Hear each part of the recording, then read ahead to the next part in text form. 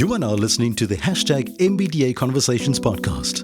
In this podcast, you will be informed and empowered about MBDA's social, spatial, and economic transformation programs in Nelson Mandela Bay. Stay tuned.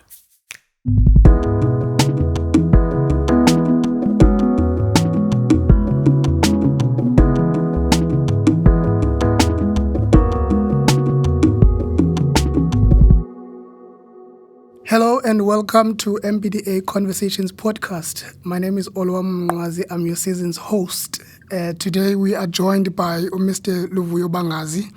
But before that, please join us on our social media pages and participate in the conversation by sending a voice note on WhatsApp. The number is 072 423 0271. I repeat, 072 423 0271. The Marketing and Communications Manager, Mr. Bangazi, is here with us today. I want to talk to him and hear more about MBDA. I'll call it MBDA because we just summarize it like that, but it's Mandela Bay Development Agency. Tell us more about the name. Yes, thanks for having me, Olwam, and hello to everyone listening. So the name, for sometimes, because we are Nelson Mandela Bay as a city and there's Nelson Mandela Bay municipality, one or two people always call us Nelson Mandela Bay Development Agency, which is it's okay. We really don't mind. I think intentionally the name was shortened just for practical sake. Yes. So Mandela Bay Development Agency. Or Nelson Mandela Bay Development Agency is exactly it's acceptable, but we prefer MBDA. And we know MBDA like that. Tell us a bit more about MBDA, the background, for somebody who might not know anything about it.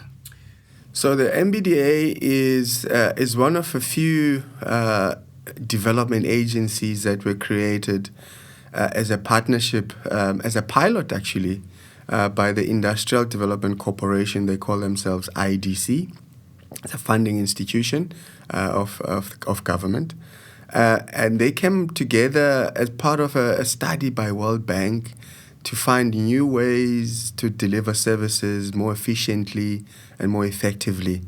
And there was a recommendation that, and it's happened in other parts of the world, where you set up special purpose vehicles or special organizations. You give them some powers to get things done quicker, cheaper, and more efficiently. So back in 2000, I'd say about 2001, 2002, these recommendations were made. Nelson Mandela Bay, Joburg, and a few other places opted in. And the IDC, with those cities that had opted in, decided to give it a go. So we were born in legislation. It's obviously founded in the Municipal Systems Act. The Systems Act, is quite broad in terms of aligning who does what in the local government space. And this was allowed within the Systems Act. So we were set up, but we in 2003 as a legal entity, fully owned, fully established by the council, by Nelson Mandela Bay Council, and became operational, I think, in 2004, and with a very specific mandate at the time, which was to revitalize the dying inner city of Nelson Mandela Bay. That was the goal. And the goal was to revitalize the inner city, leverage assets that are owned by the city, including land, if need be. And that's really how we were born, as a creature of council and Municipal Systems Act in terms of legislation. We're fully accountable to the municipality, but fortunately, the Act, the Companies Act also creates what we call an arm's length approach, where the city sets parameters. They appoint a board through a council meeting. Then that board takes over the oversight and management, the oversight of the entity. Obviously, they appoint a management team. So the board will appoint a CEO, a CEO and the board will appoint an executive team, and that executive team and the CEO will appoint management and staff, etc. So we've got very, very clear reporting lines, and we've been running for 17 years. And 17 years is a long, short time. I want to, you spoke briefly about revitalization of the inner city. And I know something a bit about you and the fact that you are also running Ironman. I have to mention that, because it's really a benefit of a revitalized inner city. How does it feel to be able to host such entities in the city and you participate in it? Yeah, so I came from a private sector background, and the only thing is how to survive, make money, make profit, and keep shareholders happy. And when you walk into the public sector, profits are profits, but in a different guise. You become happier and more successful when you see visible and tangible change. And because the economy of a city is so layered and it's so multifaceted, you start to look at even sport as an economic sector. The events like you've mentioned now bring thousands of participants into our city. When you start to analyze how much time they spend in our city, about a week, and they spend about 2,000 Rand a day, who gets to benefit from that? The petrol attendants, people who work at B&Bs and hotels, the hospitality industry. Suddenly sport is not just sport to you, it's sport with an economic slant. So to be able to also participate in the sport, for me, is just a benefit. It's just enjoying my city, but also enjoying the fact that the sport that I do is such a huge benefit to the city that I live in. Because I don't think you understand that you then become the embodiment of a developed community or a person. If you are working for MBDA, a development agency, and you are able to work and participate in the developed economy of the city. When we look at you, we see this person that is sort of that embodies, this character that we want in Nelson Mandela Bay. So we start wanting to sort of enjoy the city like that. You are listening to #MBDA Conversations. Be part of the conversation by sending your voice notes to our WhatsApp line 072 423 0271. But then it's been 18 years. What are your key milestones in MBDA? Yeah, so if you think about the task that was set up at the beginning to revitalize a dying city, one needs to understand what was happening at that time. So if you go back to 2003, business had left the inner city. Literally, Warmer, Mill Park, Greenacres was flourishing at that time. So you had a lot of capital flight out of the inner city. You had the world economic crisis at the time, and suddenly you have an inner city that's turning into a ghost town. And when things like that happen, crime moves in. Nature doesn't like a vacuum. So you have buildings that are left vacant by landlords, and criminal syndicates move in. They start charging exorbitant rents for people who are desperate for accommodation. And then there are whole other things that happen in between that in terms of, illicit trade. That's what was happening in the inner city. And then you have a bit of filth, because now the services are being shifted elsewhere. So those services that were servicing the business in the city at the time are now, being deployed in other areas. So it was conking up badly. And when that happens, if an inner city dies, the city dies. This is the seat of local government in terms of its location. And a lot of major services, transport interchanges. You think about Norwich bus terminus, where if you want to go anywhere in and out of the city, that's somewhere you're going to have to connect to. That was the challenge. And I think what we had done since then in terms of implementing a rigorous security program, a cleansing program that is still running today, which is a top-up service to what the city does, in trying to make sure that you keep it clean and you keep it safe. And we saw some normality return into the inner city. And whilst we were doing the cleaning and security, we started implementing capital projects like the alteration of Govenbeke Avenue into a single street that accommodates informal trading in a much more secure, a much more cleaner, much more organized manner. We've got those trading kiosks there. And with one success, we moved into Jetty Street, we moved into Parliament Street, and the city was looking great. And later on, pre-2010 World Cup, Soccer World Cup, we had some money from the Lotto and the Department of Arts and Culture. We upgraded the Donkin Reserve, and we created Route 67. And suddenly we had an exciting tourism offering that was missing. So we had good traction in those years. And obviously the model of the MBDA was always to develop and hand over to authorities, to the city. We weren't designed to operate facilities and operate and keep maintenance. Our maintenance budget was almost non-existent. So our challenges really started coming in terms of, maybe the slow uptake in terms of maintenance when we had handed over projects. I mean, these projects, they go as far as, you go to Woma, Sakasonke village, we did some upgrades there. You go to Uteneg, CBD, the square in Uteneg, and now called Kareha. Amazing, the water fountains. It was quite an exciting development for that city, with major interchanges that we improved in terms of flow within town. You go to Kings Beach. Kings Beach, it was a terrible place to visit. We know all of the story of a lady that visited this city that was attacked there in a very tragic way. Out of that tragedy, we developed Kings Beach into a must-visit, very active, family-orientated tourism and leisure park. We've got a lake there. We've got the kiddies park. It now got more people coming there than it did ever before. So the pockets of the excellence that we've, the MBDA has delivered in the city, all on behalf of the city, of course. We work for the Nelson Mandela Bay municipality. We're not an island.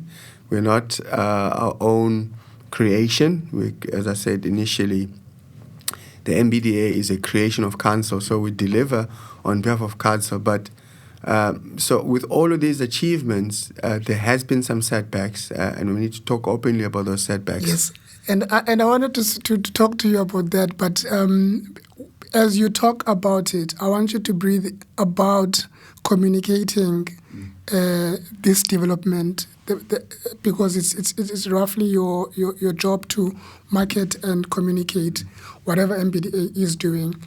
So what goes into communicating development?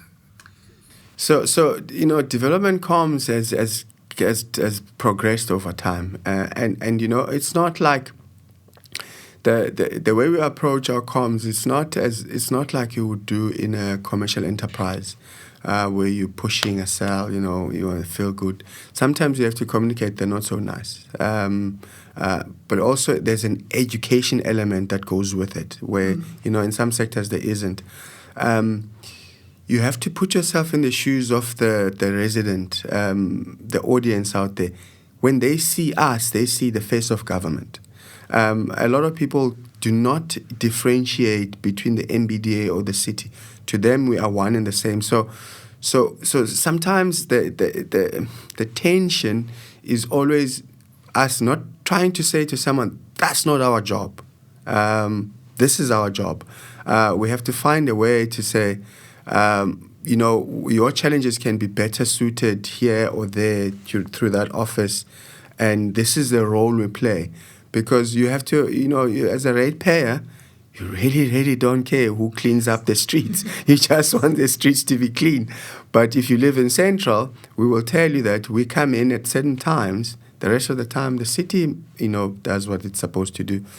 So our challenge has always been to find that balance between informing as well as educating. Because we cannot downplay the education part of it.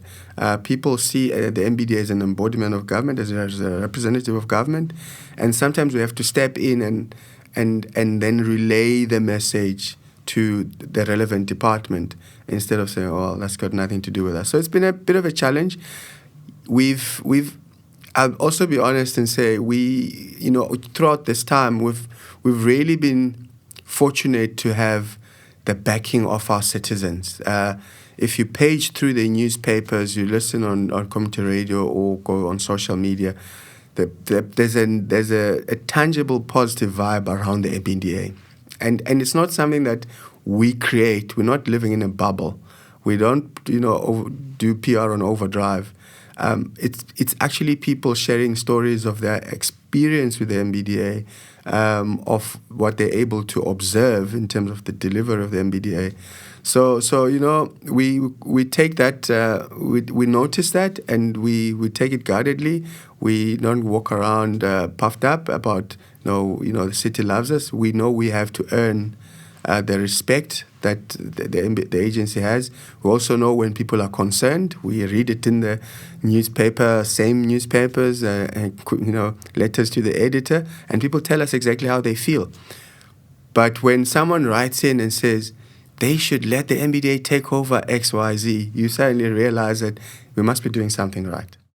And going back to now, because you are the face of the municipality, how do you deal with the attacks?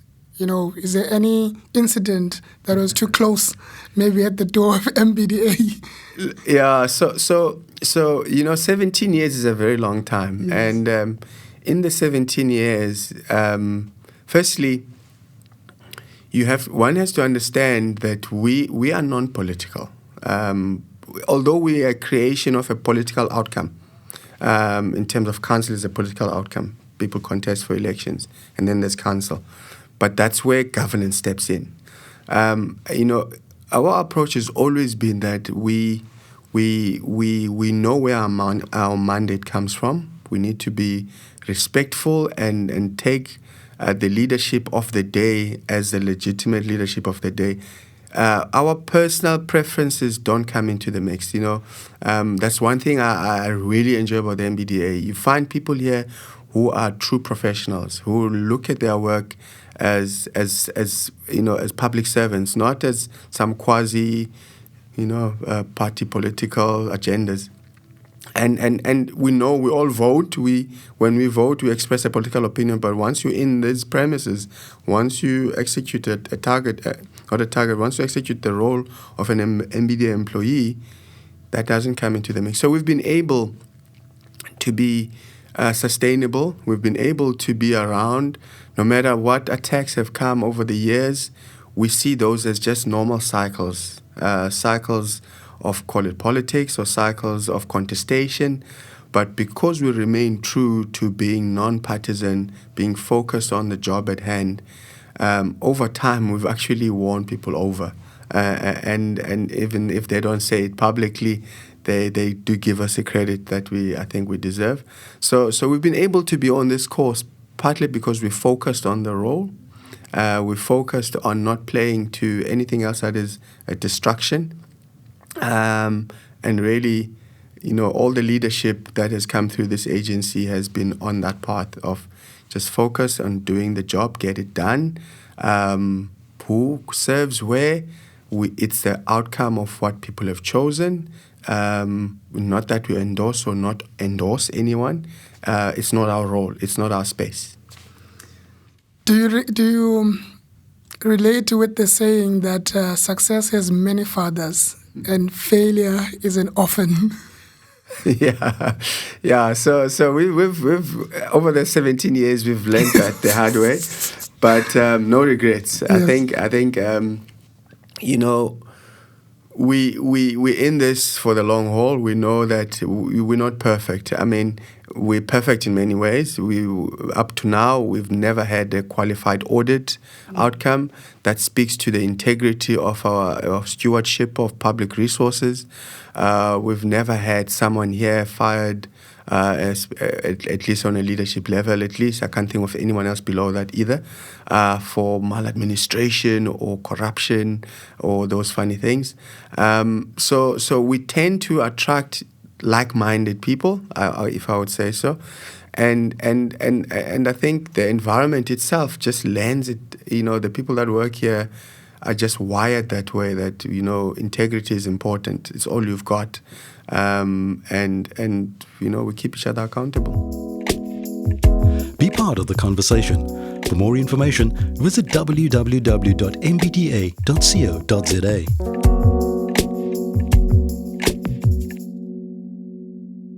Right now, we'll be listening to your views sent to us to our WhatsApp line.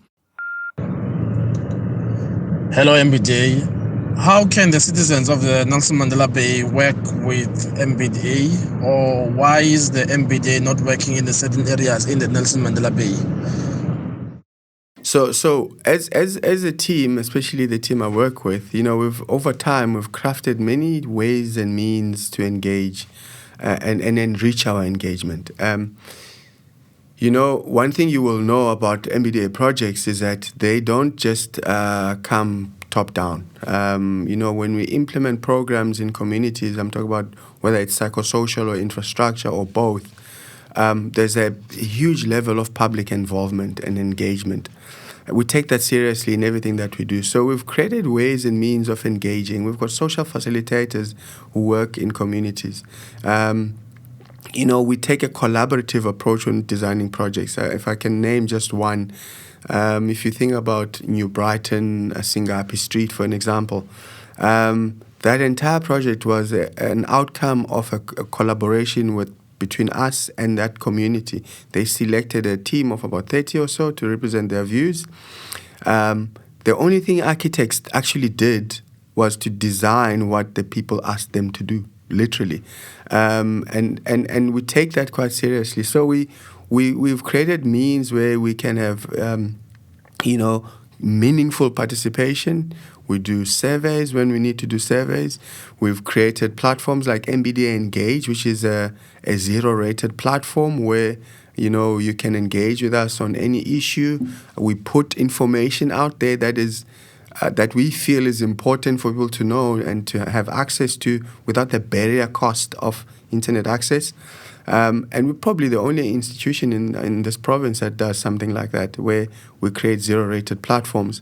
Obviously, we have partnerships with radio stations, specifically community radio stations. So when we have, for example, webinars, we will live stream our webinar on social media, but and let it run live simultaneously to the likes of Kingfisher, not Kingfisher, KQFM or PFM, to broaden the participation. So it's in our DNA to always look for all possible ways of engaging and being accessible.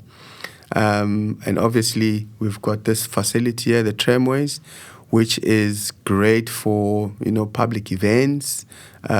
We've let it out to many NGOs who are looking for space to engage and develop themselves.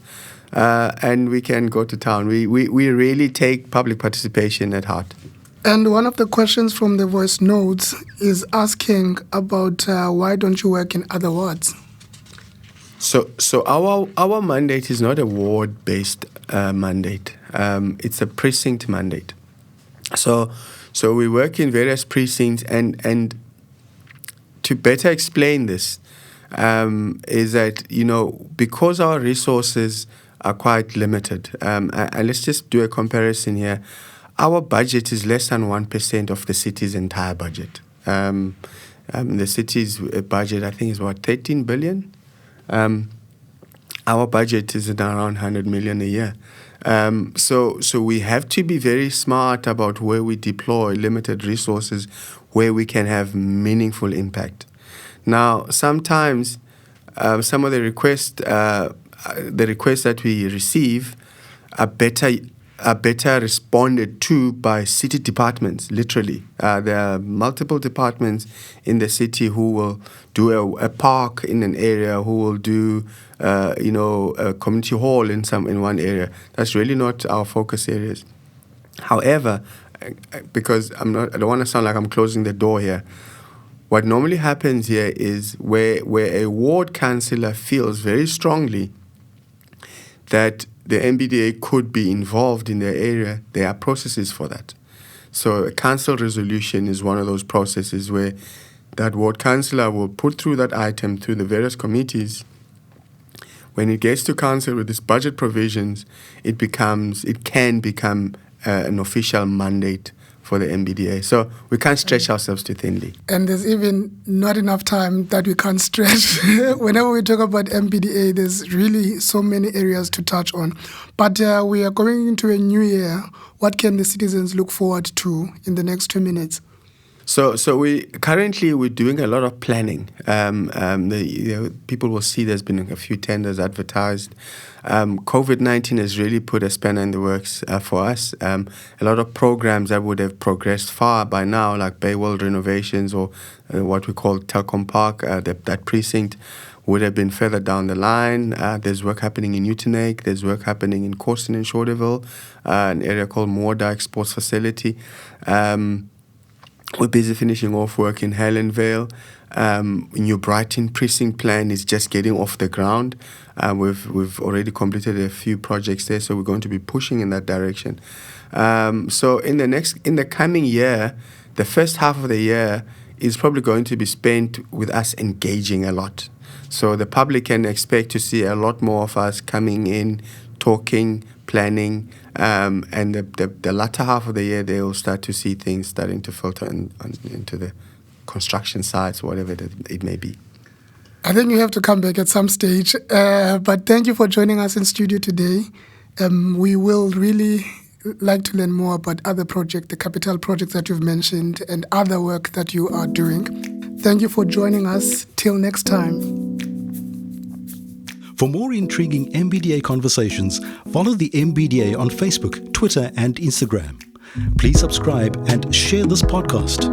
Also visit the MBDA website and send us your questions or views via the MBDA WhatsApp line on 072 423 0271. Thank you for joining us. Till next time.